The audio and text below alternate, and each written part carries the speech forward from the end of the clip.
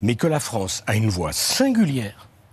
La France n'a pas à s'aligner sur les intérêts américains. Et permettez-moi de vous dire, pour conclure, il y a deux vainqueurs dans ce conflit.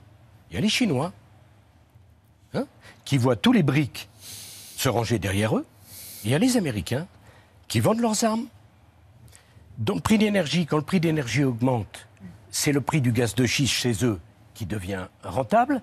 Et sur les céréales, c'est eux qui les vendent au monde entier. C'est la deuxième puissance nucléaire du monde. Si vous voulez qu'on danse au bout d'un volcan et qu'on déclenche une guerre nucléaire, tout simplement pour avoir une bonne image et dire on est généreux, on est courageux, sont naturellement courageux au Café du Flore, pas courageux d'aller au combat. Deuxièmement, sur Poutine, il y a beaucoup de gens qui parlent de lui, qui ne l'ont jamais rencontré. J'ai eu, je crois, peut-être 80 conversations avec lui, dont certaines extrêmement dures. La Troisième Guerre mondiale bat déjà son plein.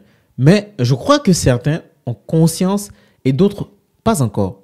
La guerre en Ukraine est un enjeu géopolitique, donc une stratégie pour des grandes puissances et en particulier pour les États-Unis, notamment économique avec la vente des armements. Vous savez, ce conflit n'est en réalité pas celui de l'Ukraine contre la Russie, mais plutôt les États-Unis contre la Russie. C'est bien dommage parce que les dommages collatéraux sont présents et impactent plus les innocents. Bref, je veux partager avec vous un entretien que je trouve quand même vrai et cohérent d'un ancien chef d'État français. Il est le seul que je trouve lucide sur le sujet de l'Ukraine, même si lui-même est critiquable sur certains points. Suivez. C'est un sujet très lourd dont il faut parler sérieusement. Figurez-vous qu'il y a 1,5 million de morts aux confins de l'Europe. 1,5 million. Dont beaucoup sont ukrainiens. Mais on continue, parce que sur le front du boulevard Saint-Germain, on est très courageux pour envoyer des jeunes Ukrainiens mourir. 1,5 million. Deuxièmement, sur Poutine, il y a beaucoup de gens qui parlent de lui, qui ne l'ont jamais rencontré. J'ai eu, je crois, peut-être 80 conversations avec lui, dont certaines extrêmement dures, puisque c'est moi et personne d'autre qui a été à Moscou pour le faire sortir de Géorgie alors qu'il avait envahi la Géorgie. Dont il n'est pas sorti. Excusez-moi. Encore aujourd'hui, l'Abkhazie et l'Ossétie sont toujours... Non, excusez-moi, la Géorgie est un pays libre.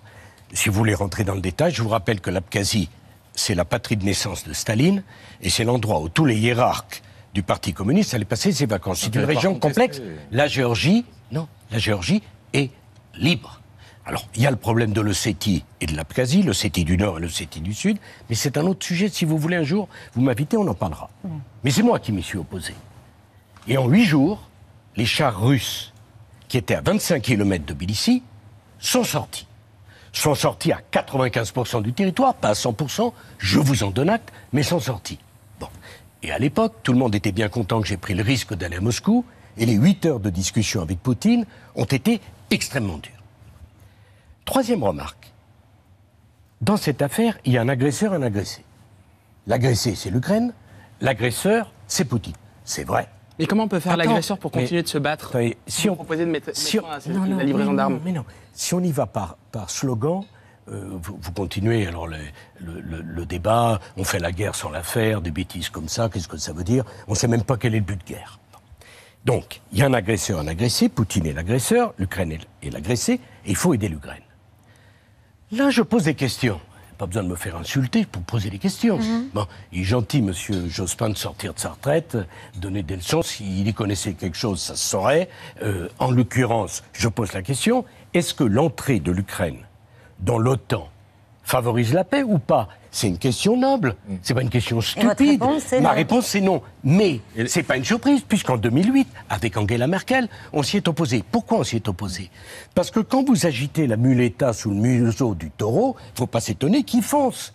Donc je suis pour qu'on donne des garanties de sécurité à l'Ukraine, pays qui doit rester neutre, parce que l'Ukraine est un pont entre le monde slave, la Russie, et nous. Mais quel Ukraine, quel territoire ukrainien? Attendez, je vais y venir. Ouais. Deuxièmement, est-ce qu'il faut faire rentrer l'Ukraine dans l'Europe? Ça me rappelle l'affaire de la Turquie. C'était magnifique, de Hollande à Chirac, ils étaient tous d'accord pour faire rentrer la Turquie dans l'Europe. Est-ce que ça fait progresser la paix? Non. Parce que si vous faites rentrer l'Ukraine dans l'Europe, vous renforcez l'Europe américaine, puisque les pays de l'Europe de l'Est sont sous domination américaine. Je suis pour une Europe indépendante. Et nous n'avons pas les mêmes intérêts en la matière que les Américains. Poser ces questions-là, c'est quand même pas un scandale. Est-ce qu'on pourrait les poser au peuple ukrainien? Mais qu'est-ce que vous faites de la volonté des peuples dans cette histoire-là, Monsieur Sarkozy, et volonté qui a sans doute évolué avec l'agression du voisin russe? Il n'est pas question de trouver un accord sans que les Ukrainiens disent ce qu'ils veulent. En l'occurrence, d'ailleurs, les Ukrainiens, c'est les Américains. Parce que vous retirez le soutien américain et vous n'avez malheureusement plus la force nécessaire pour défendre l'Ukraine. Les Ukrainiens, oui. Mais pour gagner une guerre, l'issue d'une guerre, c'est simple. Soit vous exterminez l'adversaire, soit vous faites un compromis. Il n'y a pas de troisième solution. C'est assez simple. Un compromis territorial, donc. Attendez, un compromis. Exterminer la Russie. Deuxième puissance... Pas l'exterminer, la repousser hors des frontières ukrainiennes. Non, c'est pas comme ça que ça se passera. Parce que pour eux, la Crimée, c'est russe, on peut en discuter jusqu'à plus soif, c'est pas comme ça que ça se passe, c'est la deuxième puissance nucléaire du monde. Si vous voulez qu'on danse au bout d'un volcan et qu'on déclenche une guerre nucléaire, tout simplement pour avoir une bonne image et dire on est généreux, on est courageux, sont naturellement courageux au Café du Flore, pas courageux d'aller au combat. Donc, soit il y a un nantissement, soit il y a un compromis. Le compromis, quel peut-il être? Excusez-moi, le premier à avoir parlé du compromis, c'est le président ukrainien, au début du conflit, qui lui-même a dit, ben non, faisons un référendum. Bon, l'affaire de l'OTAN, qui s'est opposé à l'entrée de l'Ukraine dans l'OTAN à la dernière réunion? C'est qui? C'est M. Biden. Je suis quand même pas le seul à penser ça. Pour que les choses soient claires, Nicolas Sarkozy, c'est des questions essentielles. Est-ce qu'il faut que la France cesse de livrer des armes à l'Ukraine? Non. Je pense que la France doit être aux côtés de l'Ukraine, mais que la France a une voix singulière. La France n'a pas à s'aligner sur les intérêts américains. Et permettez-moi de vous dire, pour conclure, il y a deux vainqueurs dans ce conflit. Il y a les Chinois, qui voient tous les BRICS se ranger derrière eux. Et il y a les Américains, qui vendent leurs armes.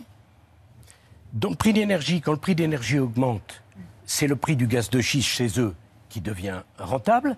Et sur les céréales, c'est eux qui les vendent au monde entier. Donc, l'intuition première du président Macron de maintenir le dialogue était la bonne. Était la bonne. Mais après, juste un mot. On peut ne pas être d'accord avec moi. D'autres sujets à vous soumettre. Mais je sais bien, c'est gentil, mais je peux revenir demain si vous voulez m'inviter. Mais c'est des sujets sérieux. On doit les traiter à fond. On doit avoir ce débat. On ne peut pas continuer à faire la guerre en disant simplement plus d'armes, plus de morts, plus d'opposition. On en sort comment? Comment on en sort? C'est la question que j'ai posée. Je ne regrette pas de l'avoir posée. Monsieur Larcher n'est pas d'accord. Très bien, mais il a le droit. Je ne prétends pas dire la vérité. J'affirme que c'est un débat sérieux qui devrait être mené au bout. Et que défendre l'Ukraine et son indépendance et son intégrité territoriale, c'est proposer une solution qui ne soit pas plus de morts et l'extermination d'un des deux belligérants. Le conflit russo-ukrainien, c'est tout simplement une guerre entre la Russie et les États-Unis.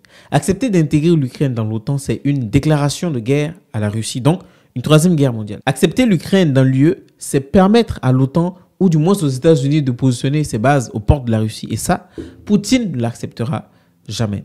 Alors, chers amis, on va continuer le débat en commentaire sur cette question. Est-ce que vous êtes d'accord avec Nicolas Sarkozy sur cette question de la guerre entre la Russie et l'Ukraine? Alors, je vous attends en commentaire. Avant de vous quitter, je vous dis bienvenue sur ma chaîne pour tous les nouveaux. Si vous n'êtes pas encore abonné, c'est le moment de le faire. On traite des sujets d'actualité, de géopolitique et d'histoire. Ce sont des sujets qui te parlent et qui te passionnent. Tu es la bienvenue. Abonne-toi et tout simplement réagis en commentaire et partage au maximum. À la prochaine.